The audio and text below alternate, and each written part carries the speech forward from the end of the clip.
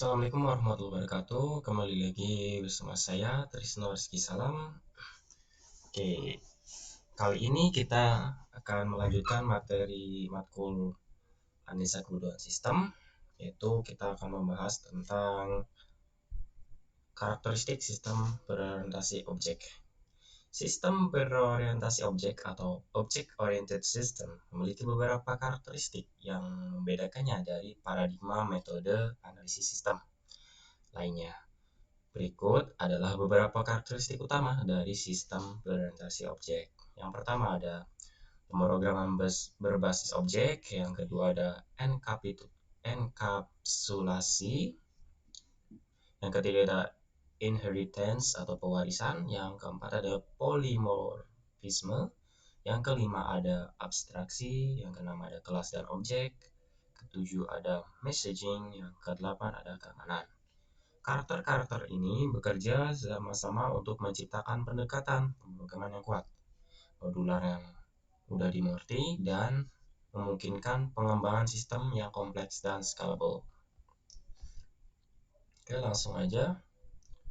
Lanjut, langsung yang ke pertama, pemrograman berbasis objek.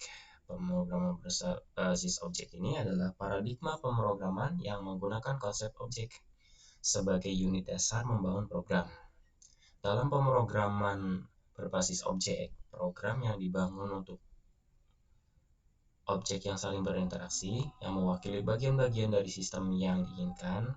Setiap objek memiliki atribut, menyimpan data, dan metode yang mendefinisikan perilaku atau fungsi yang dapat dilakukan oleh objek tersebut. Berikut ini adalah penjelasan lebih rinci, yaitu yang pertama objek. Objek adalah instalasi konkret dari sebuah kelas. Objek memiliki atribut yang menyimpan data dan metode yang mendefinisikan perilaku objek tersebut. Contoh dari sebuah objek bisa menjadi objek yaitu seperti mobil yang memiliki atribut seperti warna, kecepatan, metode seperti maju, mundur, dan berhenti. Yang kedua, ada kelas. Kelas adalah blueprint atau template untuk menciptakan objek. Kelas mendefinisikan atribut dan metode yang dimiliki oleh objek yang dibuat dari kelas tersebut. Misalnya, dalam contoh mobil di atas, mobil bisa menjadi sebuah kelas yang memiliki atribut seperti warna, kecepatan, serta metode seperti maju mundur. Yang ketiga ada enkapsulasi. Enkapsulasi adalah konsep yang menggabungkan antara data dan metode yang bekerja pada data ke dalam suatu unit tunggal yang disebut objek. Ini memungkinkan penyembunyian detail implementasi dari luar dunia objek, sehingga hanya metode yang tersedia dapat digunakan untuk berinteraksi dengan objek tersebut.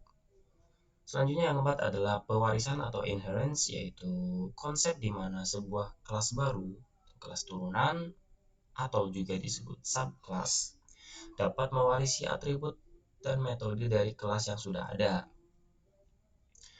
Kelas induk atau kelas superclass.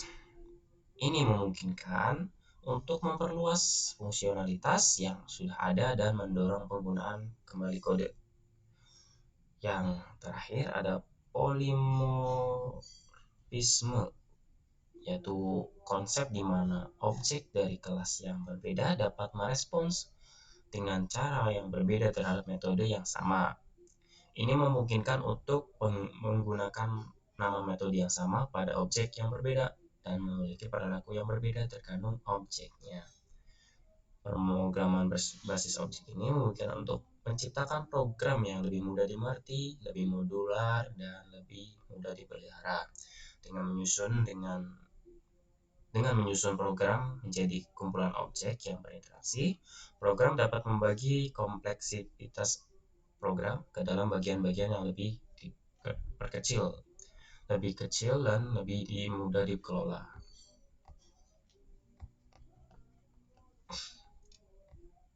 Nah, oke, kita akan bahas enkapsulasi lagi. Oke, penjelasan lebih rincinya yaitu yang pertama ada data dan modul dalam enkapsulasi, yaitu objek dalam sistem berorientasi objek dua komponen utama, yaitu data sebagai atribut dan metode sebagai fungsi. Data mewakili informasi yang disimpan oleh objek, sedangkan metode mewakili perilaku atau operasi yang dilakukan oleh objek tersebut. Yang kedua, private dan public. Enkapsulasi mengimplementasikan konsep aksesibilitas di mana atribut dan metode sebuah objek dapat dideklarasikan sebagai private atau public.